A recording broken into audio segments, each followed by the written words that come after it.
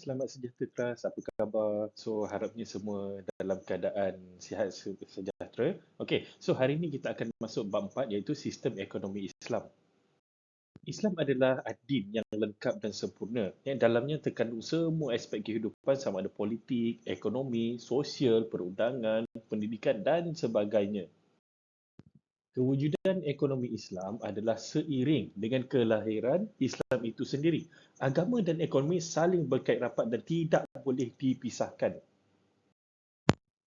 Islam mempunyai nilai yang berbeza dengan agama-agama lain dalam menentukan kelakuan ekonomi. Segala amalan ekonomi mesti dirujuk kepada perintah Allah Subhanahu Wa Taala daripada segi halal, haram, wajib, sunat ataupun harus dan makruhnya. Ya.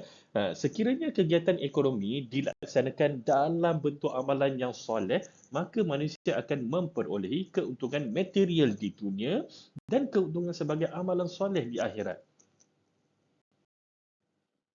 Allah Subhanahu Wa Taala telah menyentuh tentang persoalan ekonomi dan hukum berkaitan dengan ekonomi sebanyak 70 ayat dan ditambah lagi dengan 10 ayat-ayat yang berkaitan dengan persoalan hubungan di antara orang kaya dan juga orang miskin.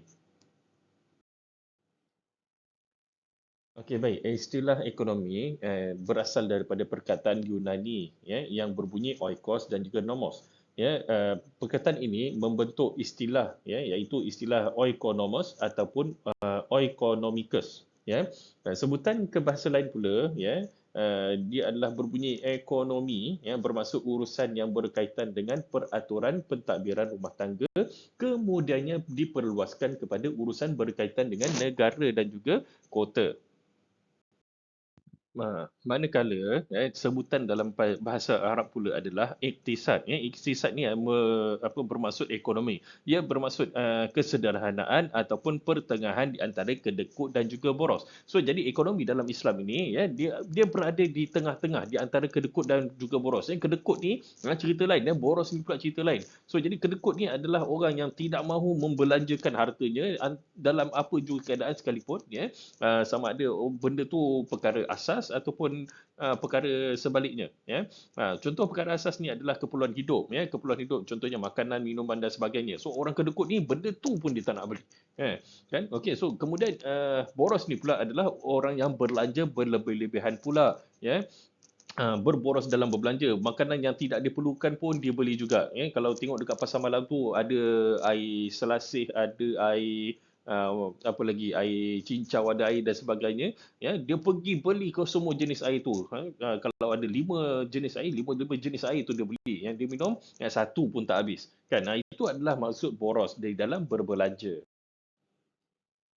Jadi, ya, Islam ini berada di tengah-tengah di antara poros dengan kedekut tu tadi. Ya, so jadi tak adalah dia tidak melangsung membelanjakan hartanya ataupun tidak terlalu boros sangat dalam membelanjakan hartanya. So at least ya dalam Islam ekonomi ini berada di tengah-tengah di mana ya kita membeli perkara-perkara yang perlu yang diperlukan dalam kehidupan manakala dia ni tidak pula terlalu boros ya dalam membelanjakan wang ringgit.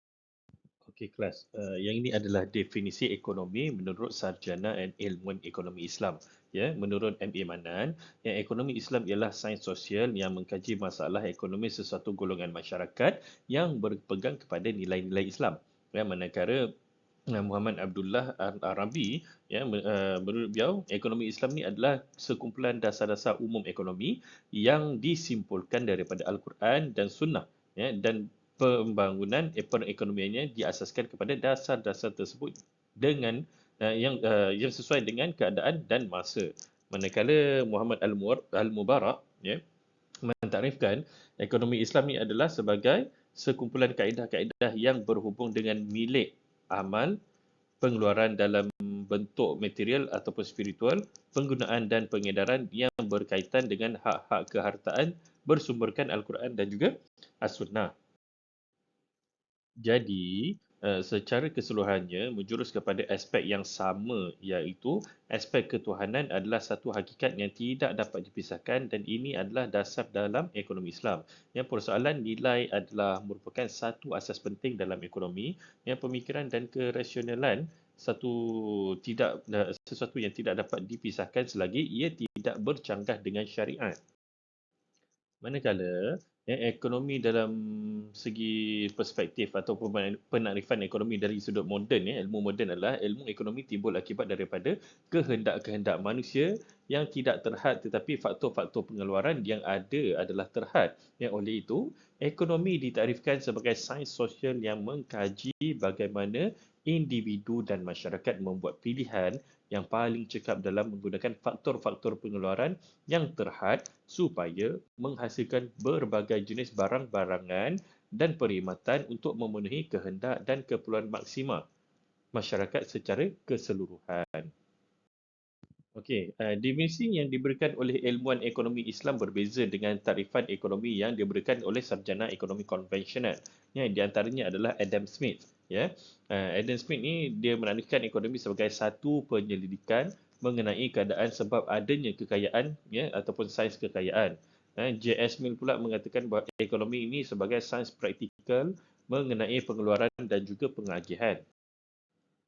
Manakala Alan Robbins pula mengatakan ekonomi bermaksud sains yang mengkaji kelakuan manusia yang berkaitan dengan matlamat-matlamat dan daya pengeluaran yang berkurangan hanya boleh digunakan untuk satu pilihan di antara beberapa kegunaan.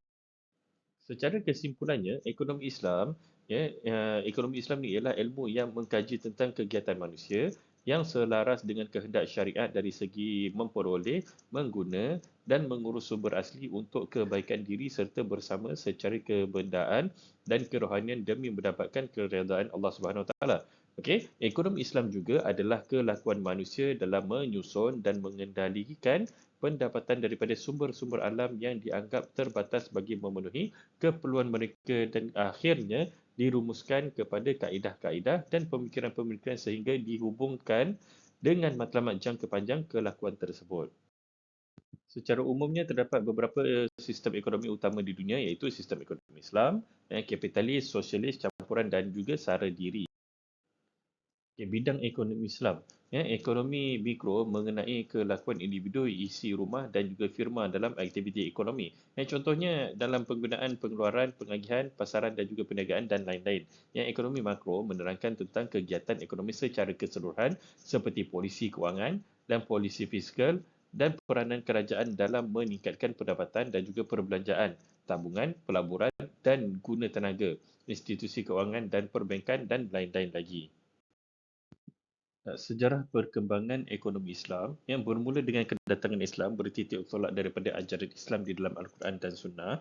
Pemikiran ekonomi Islam terus berkembang apabila umat Islam menghadapi perkara-perkara baru yang perlu diselesaikan melalui kaedah ijtihad.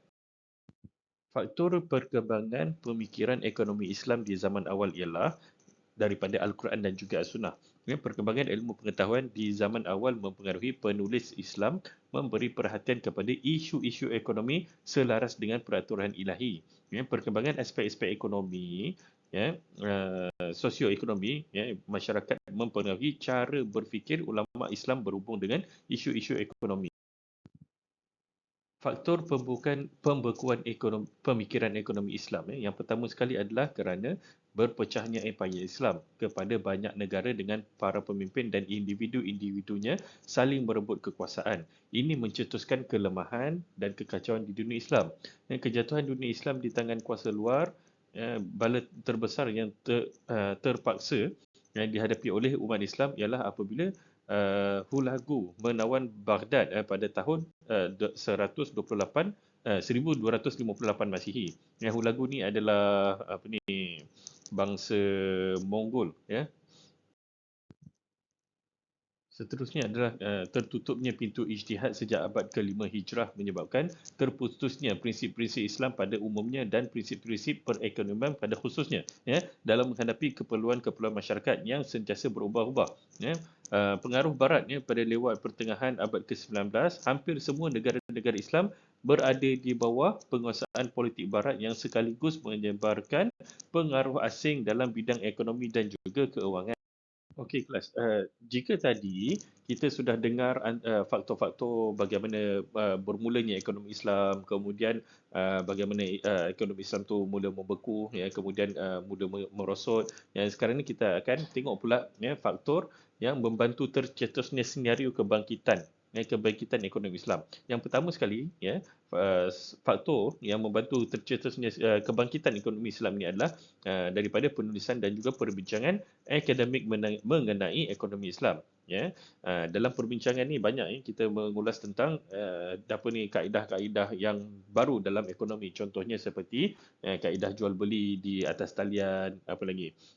Uh, uh, apa yang ada sekarang ni adalah contohnya sebagai Bitcoin, ya, cryptocurrency itu dan sebagainya. So jadi itu adalah antara penyumbang kepada tercetusnya kebangkitan ekonomi Islam, di mana, ya, rakyat yang beragama Islam, ya, orang yang beragama Islam tertanya-tanya adakah apa ni, cara penggunaan ataupun melaksanakan jualan seperti di atas talian, seperti Shopee dan sebagainya itu boleh ke tak boleh dekat dalam ekonomi Islam. So jadi ramai, ya, daripada pengkaji-pengkaji ilmuwan-ilmuwan Islam ni, ya, mengkaji, ya, satu sudut yang baru dalam sistem keuangan dan juga transaksi ekonomi. Ya, yang kedua adalah pewujudan institusi kewangan Islam, contohnya seperti tabung haji kalau di Malaysia kan, yang Bank Islam dan sebagainya, yang mana Malaysia adalah merupakan negara yang pioneer ataupun pertama yang menubuhkan sistem ekonomi ataupun sistem perbankan Islam. Dan yang ketiga adalah proses Islamisasi sistem ekonomi negara-negara Islam. So kita banyak melihat, ya, negara-negara Islam ni, ya, dulunya dijajah oleh negara barat dan mereka menggunakan sistem ekonomi konvensional, dan sekarang ni, ya, mereka yang ekonomi yang negara-negara Islam ni, yang banyak mengeksplor ataupun apa ni, mencari, ya, sistem ekonomi yang baru, iaitu sistem, bukanlah sistem ekonomi baru, tapi sistem ekonomi Islam yang boleh dilaksanakan di dalam negara mereka. Okey, ini adalah merupakan tokoh-tokoh ekonomi Islam. Kalau kamu tengok ini, Imam Abu Yusuf, ya, dalam kitab Al-Kharaj, ya, beliau mengarang kitab Al-Kharaj daripada 731 Hijrah hingga ke 798 Hijrah. Kitab Al-Kharaj ni banyak menyumbang kepada ilmu-ilmu tentang ekonomi Islam. Kemudian Imam Al-Ghazali dalam karyanya Ihya Ulumuddin, yang ini pun banyak, ya, menerangkan tentang ekonomi Islam. Kemudian kita ada Imam Ibn Taymiyah, ya. Imam Ibn Taymiyah ni yang kitabnya seperti Al-Hisab, Al-Fil Al-Islam, dan juga Al-Siyasah, ya, Al-Syariah fi Islam, ya. Yang mana kitab ini juga banyak menerangkan tentang bab-bab muamalat ataupun bab-bab berkenaan dengan ekonomi, ya. Kemudian kita ada Ibn Khaldun dan banyak lagi apa ni, tokoh-tokoh ilmuwan Islam yang mana kita akan tengok selepas ini dalam slide yang seterusnya. Okey, tokoh Islam yang ini adalah Dr. Muhammad Najatullah Siddiqui, ya. Beliau merupakan seorang tokoh ekonomi Islam yang terkenal pada tahun 1931 Hijriah, ya. 1931 Masihi, ya. Beliau telah menyumbang kepakaran dengan menulis dan menterjemah puluhan buku dan membentangkan banyak kertas kerja berkaitan dengan ekonomi Islam. Ya, antara karya Dr. Muhammad Najatullah Siddiqui ni, ya, yang pertama sekali adalah Some Aspect of Islamic Economy, Banking Without Interest, dan juga Muslim Economic Thinking. Ini semua antara karya-karya Dr. Muhammad Najatullah Siddiqui. Ya, sumbangan kepakaran Dr. Muhammad Najatullah Siddiqui ni adalah beliau telah diiktiraf di peringkat antarabangsa apabila beliau dianugerahkan dengan King Faisal International Prize for Islamic Studies pada tahun 1982 serta American Finance House Award pada tahun 1993. Yang seterusnya adalah Dr. Muhammad Umir Chapra, ya. Antara karya-karya penulisan berkaitan ekonomi Islam oleh beliau ialah Objective of Islamic Economic Order, ya, pada tahun 1979, Islamic and Economic Development 1993, ya, What is Islamic Economics, ya, pada tahun 1999, dan banyak lagi, ya. Sumbangan kepakaran Umar Chapra ni telah diiktiraf oleh banyak pihak di peringkat antarabangsa. Beliau telah dianugerahkan dengan beberapa award, antaranya adalah The Islamic Development Bank Award for Islamic Economic dan King Faisal International Award for Islamic Studies, kedua-duanya pada tahun 1989. Okey, kita pergi pula kepada sumber pengkajian ekonomi Islam. ya, sumber pengkajian ilmu Islam terbagi kepada dua, iaitu sumber utama Al-Quran dan juga As-Sunnah, dan juga sumber-sumber rujukan yang lain yang sekunder, iaitu termasuk ijma', qiyas, pandangan sahabat, uruf dan sebagainya, yang semuanya tidak lari daripada sumber asal, iaitu Al-Quran dan juga Sunnah. Ya, sumber lain adalah pendapat sahabat, ya, istihsan, istihlah dan juga istishab, ya, ataupun uruf. Okey, falsafah ekonomi Islam. Ya, kita ada beberapa falsafah ekonomi Islam, iaitu tauhid, ya, rububiyah, khalifah, tazkiyah, hari pembalasan dan juga ukhuwah persaudaraan. Okey, kita pergi tengok satu-satu ya.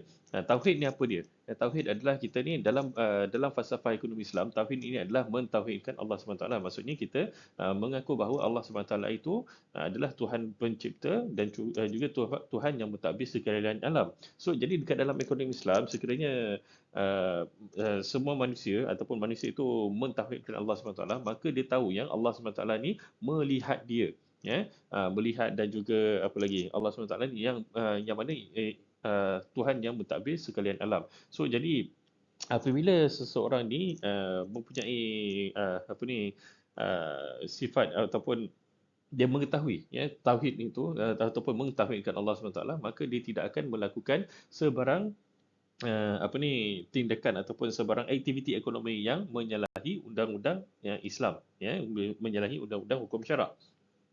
Yang kedua adalah rububiyah. Rububiyah ni apa, kelas? Okey, rububiyah ni adalah kita percaya bahawa sifat Allah sebagai penguasa yang membuat peraturan yang bertujuan untuk menjaga dan memelihara seluruh kehidupan di alam semesta ini, ya.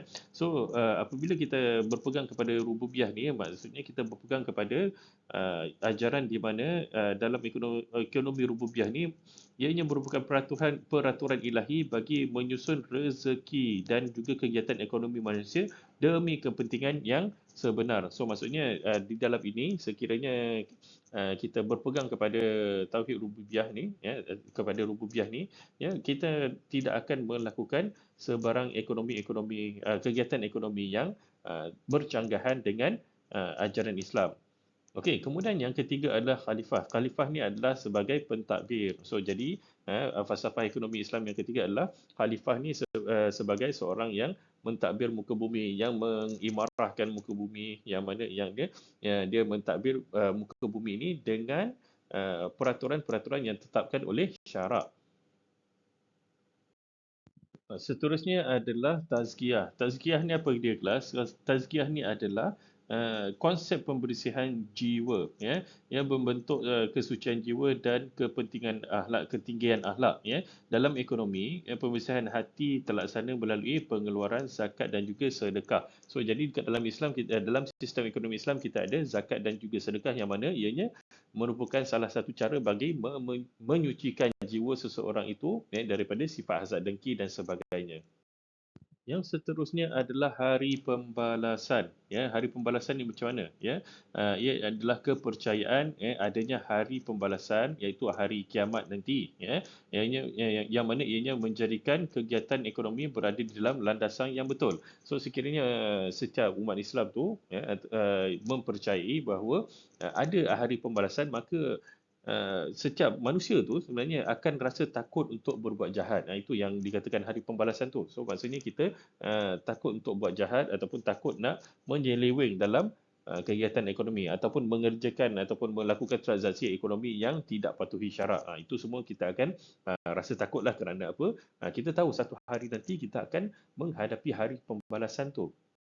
Okey, falsafah ekonomi Islam yang terakhir adalah ukhuwah ataupun persaudaraan. Dan dalam ni kita kena faham bahawa, ya, setiap manusia itu adalah cucu cicit Nabi Adam. So sebenarnya kita ni berasal daripada satu pasang manusia saja, iaitu Nabi Adam dan juga Hawa.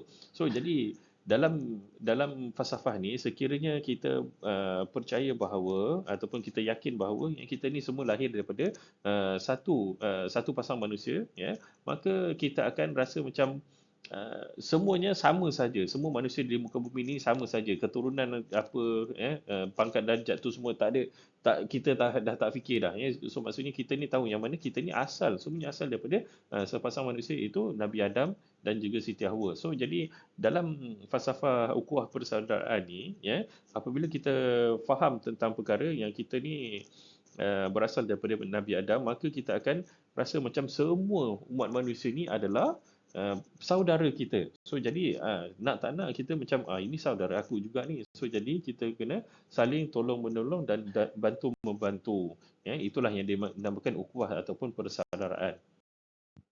Okey, seterusnya adalah prinsip-prinsip ekonomi Islam. Yang pertama sekali adalah konsep hak milik. Ya, di mana dalam konsep prinsip-prinsip ekonomi Islam yang pertama, konsep hak milik ini adalah kita kena faham bahawa harta ini adalah milik mutlak Allah Subhanahu Wa Taala. Kita ni sebagai manusia, kita hanya menguruskan harta tersebut. Ya. Harta itu adalah milik Allah dan kita sebagai manusia adalah seorang yang menguruskan harta tersebut. Contohnya seperti ni macam milikan individu ni. Kita ada apa ni, kita memiliki laptop lah contohnya kan. So jadi laptop ni kita kena berpegang teguh kepada prinsip ekonomi Islam di mana laptop ni sebenarnya adalah milik Allah Subhanahu Taala. Kita ni hanya orang yang menguruskan sahaja laptop tersebut. So jadi menguruskan tu macam mana? Yang kita kena gunakan laptop tu dengan sebaik mungkin, ya, bukan untuk gunakan laptop untuk main game ke, tengok movie ke apa ke, tidak. Yang gunaan laptop ni adalah kalau dalam konteks seorang pelajar, ya, gunakan laptop tu untuk membuat assignment, belajar dan sebagainya. Ya.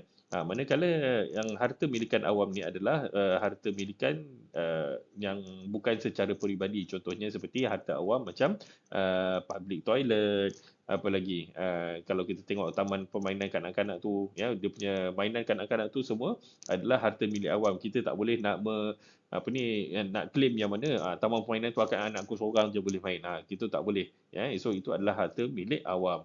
Okey, kemudian yang kedua adalah kebebasan. Ya, prinsip ekonomi Islam yang kedua adalah kebebasan di mana setiap manusia bebas untuk mencari rezeki masing-masing. Tiada apa sekatan dalam, ya, tidak boleh seorang pun manusia dalam muka bumi ini tidak boleh disekat dalam kegiatan ekonomi. Maksudnya semuanya boleh berhak untuk mencari rezeki. Tak ada siapa yang boleh melarang, ya, seseorang itu untuk mencari rezeki. Cuma kebebasan itu ada batasannya di mana, ya, setiap manusia itu perlu mengikut hukum syarak dalam kegiatan ekonomi. Tidak boleh melakukan kegiatan ekonomi itu, ya, keluar daripada landasan syarak ataupun tidak mematuhi hukum syarak.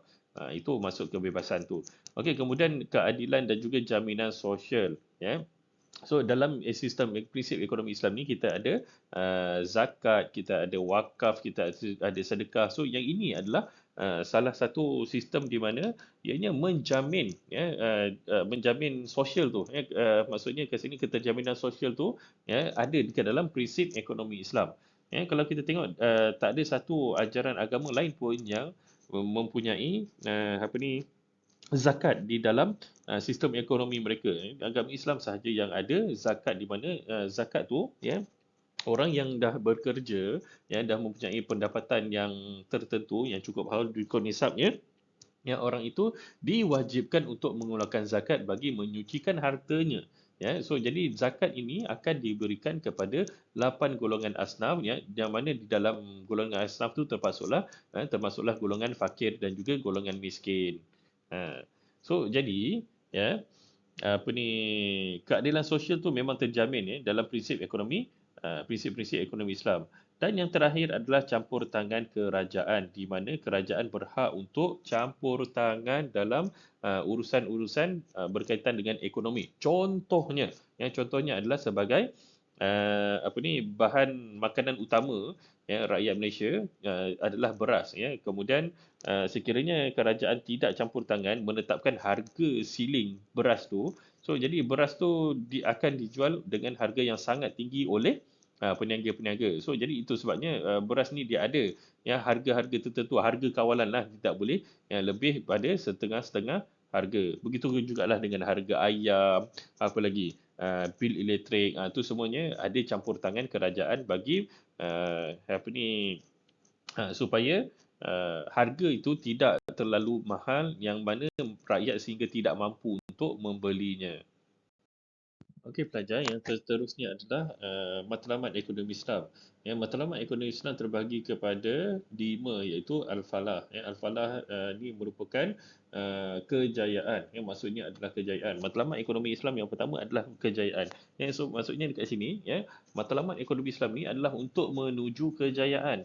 Di mana dalam ekonomi Islam ni kita tidak katalah apa macam orang Islam ni perlu hidup miskin ke apa, tak ada. Ya, sebenarnya dalam matlamat ekonomi Islam ni kita perlu maju, ya, kita perlu berjaya, ya, dalam apa jua bidang perniagaan, apa jua bidang yang kita ceburilah, ya, kita mesti berusaha bersungguh-sungguh untuk berjaya dalam apa saja kegiatan. Al-Falah ni bukan hanya dalam ekonomi saja, tapi dekat dalam pelajaran, ya, kita perlu berusaha sungguh-sungguh untuk mendapatkan markah yang tinggi, apa lagi. Dalam perniagaan kita perlu usaha bersungguh-sungguh untuk memajukan perniagaan. Ya, dalam ibadah kita perlu juga berusaha sungguh-sungguh untuk melakukan ibadah. Contohnya jangan jangan jangan melewat-lewatkan solat. Itu kira macam bersungguh-sungguh lah tu. Ya, maksudnya dia solat on time, mesti azan je terus pergi solat. Itu maksud al-falah. Okey, yang kedua adalah memaju dan memakmurkan muka bumi. So, objektif ekonomi Islam ialah bukan saja untuk untuk sengkumpulan masyarakat ataupun negara tertentu saja, tetapi untuk keseluruhan alam. Ya, dua kaedah untuk mencapai objektif ini adalah yang pertama sekali menyempurnakan tugas manusia sebagai khalifah. Oleh itu, manusia dituntut supaya berusaha mempertingkatkan kemampuan diri, ya, bagi menguasai alam. Yang kedua adalah berjihad pada jalan Allah dengan menggunakan harta, iaitu berjuang dalam ekonomi bermula dari proses pencarian harta hinggalah pengagihan harta yang merupakan satu jihad. Okey, so jadi jihad dalam ekonomi ini adalah di mana kita berjuang di jalan Allah untuk memajukan ekonomi negara ataupun ekonomi rakyat secara keseluruhan. Yang satu contoh yang Ustaz boleh bagi dalam jihad ekonomi adalah, contoh yang terbesar adalah syarikat FGV, Felda Global Venture tu, yang mana ianya mengeluarkan salah satu produknya adalah produk minyak masak saji. Pernah dengar tak minyak masak saji? Kalau tak pernah dengar, pergi ke pasar raya dan pergi cari minyak masak saji. Okey. So jadi Feda Global Venture ni dengan produknya minyak masak saji tu, apa yang mereka buat adalah mereka mengumpulkan raw material untuk buat minyak masak tu, iaitu sawit, biji sawit tu dikumpulkan, dan mereka ambil sawit itu daripada golongan petani-petani kecil, daripada 100% tu cuma 30% saja yang mana mereka gunakan daripada tanah-tanah kebun-kebun Felda, yang selebihnya 70% tu adalah daripada golongan petani-petani kecil. So jadi 70% diambil daripada golongan petani kecil ni supaya mereka dapat membangun bersama-sama. Itu antara salah satu jihad ekonomi. Salah satu lagi contoh jihad ekonomi lain adalah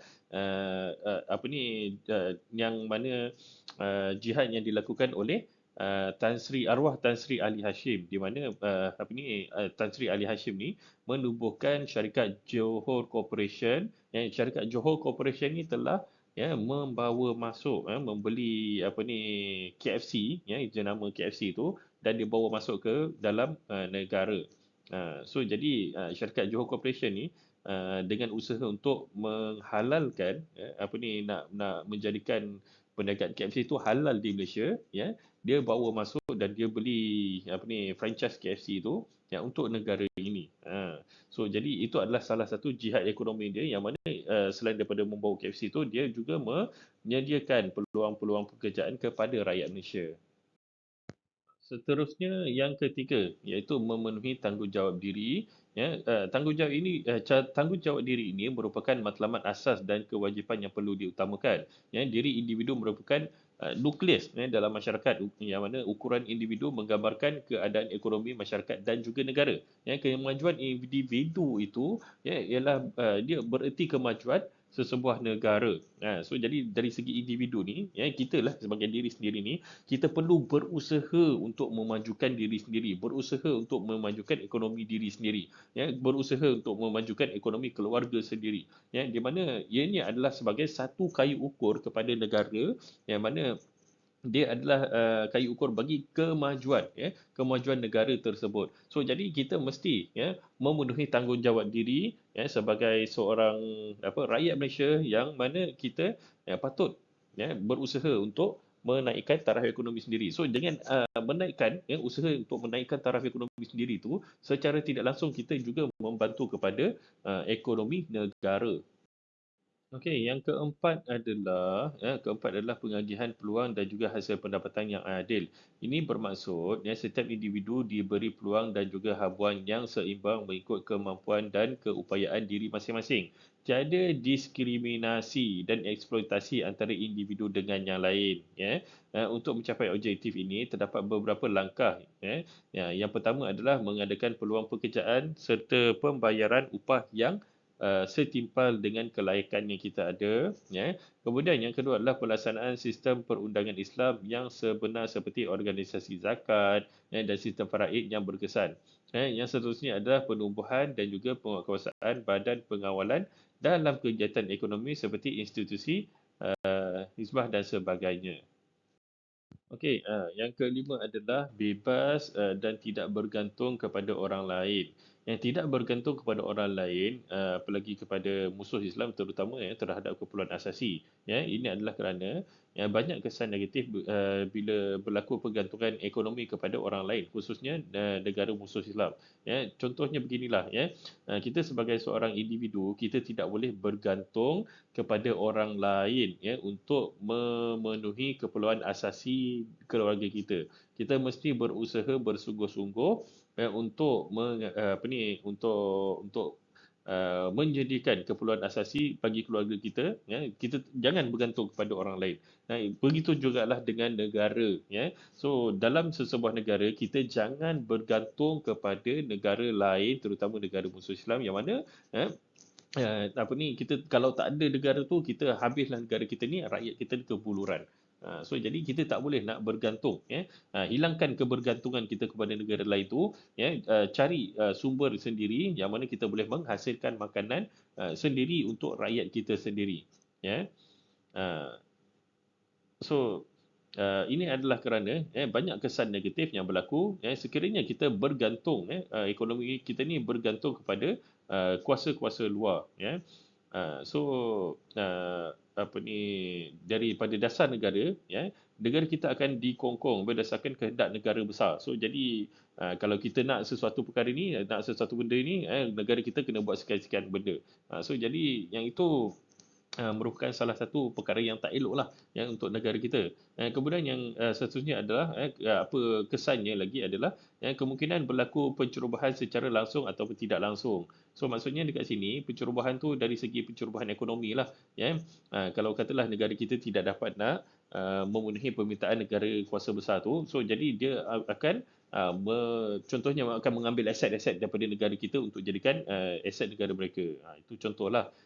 So jadi kesan yang seterusnya adalah apabila jadi macam tu, peluang ekonomi di dalam negara kita tu akan jadi semakin sempit. Itu sebabnya kita tidak boleh nak nak bergantung sangat kepada orang lain, baik daripada diri sendiri maupun baik dalam keluarga ataupun negara. So jadi kita kena fikir bagaimana kita nak sustain kehidupan kita tu sendiri tanpa bergantung kepada orang lain. Kita pergi kepada etika ekonomi Islam. Ekonomi Islam mempunyai beberapa etika yang seperti berikut. Yang pertama adalah amanah. Amanah ni apa dia? Apabila kita melakukan sesuatu pekerjaan, kita perlulah amanah. Contohnya dalam amanah di dalam jual beli, kita tidak menipu timbangan, tidak menipu spesifikasi. Kalau yang sekarang ni lah, ya. Kalau kita tengok handphone tu, dia ada spesifikasi masing-masing, ya. So jadi kalau amanah dalam menjual ni, ya, kita tidak menipu pula, ya, spek handphone tersebut. Apa kebolehan dia, apa kekurangan handphone tersebut, kita tidak tipu, ya. Kemudian adil, ya. Adil dalam ekonomi ni adalah berlaku adil, iaitu meletakkan sesuatu kena kepada tempatnya. Sebagai contoh, sekiranya kerajaan nak memberikan bantuan kewangan kepada setiap keluarga. So, keluarga yang mempunyai 10 anak dan juga keluarga yang mana suami isterinya tidak mempunyai anak tu, ya, dia tidak boleh sama dia punya kadar pemberian bantuan dia. Itu yang dinamakan adil di dalam, ya, ekonomi Islam. Kemudian yang ketiga adalah ukhuwah. Ukhuwah ni adalah kita punya persaudaraan, seperti mana yang Ustaz dah terangkan sebelum ni. Kita menganggap semuanya manusia ni adalah seperti saudara kita. So jadi kita kena sentiasa bertimbang rasa, sentiasa menjalinkan persahabatan di antara sesama sendiri, dan juga kita kena sentiasa tolong menolong, bantu membantu di antara manusia. Okey, yang seterusnya adalah ihsan dan juga bertimbang rasa, ya. So dalam ihsan dan bertimbang rasa ni, kita tengok kalau ada orang miskin tu, kita boleh sedekah, ya. Itu adalah ihsan dan bertimbang rasa. Kalau ada orang terlalu lapar sangat, ya, so jadi kita bagikan dia sedikit makanan. Dan yang terakhir adalah istiqamah. Istiqamah ni adalah kita kita tetap dalam perjuangan kita tu tanpa ada rasa penat lelah. Contohnya seperti kalau kita nak istiqamah dalam pelajaran, yang tiap-tiap hari kita kena mentelaah pelajaran. Itu contohnya lah istiqamah sebagai seorang pelajar. Ya, manakala istiqamah dalam mencari ekonomi ni, ya, kita perlu bersungguh-sungguh. Istiqamah tu maksudnya kalau kita buka perniagaan, kita kena buka perniagaan tu secara istiqamah, ya. Dalam beribadah tu kita kena beribadah secara istiqamah, maksudnya kita kena sentiasa berterusan tanpa ada break tu ada tapi janganlah terlalu banyak sangat. Contohnya macam hari perniagaan tu kita tetapkan hari perniagaan tu hari Isnin sampai ke hari Jumaat saja. Sabtu Ahad kita tutup. Ataupun kalau nak berniaga tu istiqamah tu betul, tapi kena ada dia punya pembahagian jadual, siapa yang akan bekerja, ya, siapa yang akan bercuti, itu sebagainya lah. Okey, faham ya? Istiqamah ni dia kena sentiasa ada dia punya kesinambungan, dia kena ada sentiasa berterusan. Tak boleh kita buat kerja tu hangat-hangat ti ayam je, ya. Berniaga hari ni, esok dah malas nak berniaga. Ya, hari ni buka kedai burger, esok macam malas nak buka, tutup. Ya, lepas tu minggu depan buka lagi, lepas tu esok tahun depan tutup pula. Ya, buka tutup sampai bila-bila tidak ada kemajuan dekat situ, ya. Kemudian kita pergi kepada ciri-ciri ekonomi Islam. Yang pertama sekali adalah kegiatan ekonomi bersifat pengabdian. Maksudnya di sini adalah, ya, kegiatan ekonomi itu adalah bersifat ibadah. Ya, so kita jadikan kegiatan ekonomi kita itu sebagai satu ibadah. Ya, yang macam mana nak jadikan ekonomi itu sebagai sifat pengabdian ataupun ibadah adalah berdasarkan dengan niat kita. So jadi apabila kita nak melakukan satu pekerjaan, kita niatkan, ya, setiap pekerjaan itu adalah kerana ibadah. So jadi apabila kita buat kegiatan tu bersifatkan ibadah, maka berniatkan ibadah, maka kita tidak akan melakukan sebarang penipuan ataupun perkara-perkara yang tak elok lah, ya, yang kita buat dalam aktiviti ekonomi. Okey, yang kedua adalah kegiatan ekonomi mempunyai matlamat yang murni, ya. Matlamat yang murni, contoh tadi seperti yang Ustaz sebutkan tentang syarikat Firda Global Venture, ya, Tan Sri Ali Hashim Zaitun, itu semuanya adalah kegiatan ekonomi yang mempunyai matlamat murni, ya. Kemudian yang ketiga adalah pengawasan yang menyeluruh. So maksudnya dekat dalam ciri-ciri ekonomi ni kita perlu ada pengawasan, ya. Tak boleh ada sedikit pun aktiviti yang tidak patuh syarak, ya. Kemudian yang terakhir adalah seimbang antara individu dan juga masyarakat. So jadi kita tak boleh nak mementingkan seorang individu je dalam ekonomi tu, ataupun dia hanya beberapa kelompok manusia saja yang kita pentingkan dalam kegiatan ekonomi tu. Orang lain kita tak boleh hiraukan. Itu tak boleh, ya. Maksudnya kita kena seimbangkan antara individu dan juga kelompok masyarakat. Okey, secara kesimpulannya kita boleh katakan yang mana ekonomi Islam ni adalah sesuatu yang berbentuk ibadah, ya, di mana apabila kita nak menjalankan ekonomi Islam ni, akidah kita tu mesti betul, ya, niat kita mesti betul. Kerja yang kita buat tu adalah kerja yang sesuai dengan tuntutan Islam. Cara melakukan kerja tu mesti menepati ajaran Islam, ya. So jadi natijahnya apa ni, perkara tersebut ataupun kegiatan ekonomi tersebut membawa faedah kepada orang ramai termasuk diri sendiri dan juga keluarga, masyarakat dan juga negara.